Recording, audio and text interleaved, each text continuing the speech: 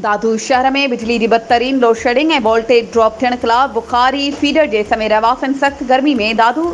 AC सेप्को के office आरो पुरमन एहतजाजी मुज़ाहिरो करे 2 कलाक धरणो हणी सेप्को एसी और SAN खिलाफ सख्त नारेबाज़ी कई। उन मौके ते मुज़ाहिरीन इशफाक भुरगड़ी, सैयद अली रज़ा शाह, मुनीर मल्ला, हनीफ चारण, शाहिद सांद, सिकंदर मल्हा ऐं ॿियनि मीडिया सां ॻाल्हाईंदे चयो त गुज़िरियल 2 सालनि खां दादू शहर जे मुख्य उस्ताद बुखारी फीडर ते बिजली जी गैर एलानियल लोड शेडिंग में इज़ाफ़ो कयो वियो आहे। एसी सेप्को ऐं SDO नाअहल राशि करप्ट मुजीब कुरैशी पंहिंजो पेट भरण ख़ातिर शहर जे मुख्य फीडर के दादू तालके जे बहराड़ी जे ॻोठनि ताईं खणी विया आहिनि, जंहिं करे उस्ताद बुखारी फीडर ते 17 खां 18 कलाक लोड शेडिंग कई पई वञे। उन्हनि चयो त असां पुरमन एहतजाज करण लाइ दादू एसी ऑफिस पहुतासीं त एसी सेप्को ज़हूर अहमद नूनारी असां शहरनि खे ॾिसी भॼी वियो आहे। वरी असां सां ॻाल्हियूं करण बदिरां असां पुरमन शहरनि खे पुलिस घुराए हिरासां कयो वियो आहे।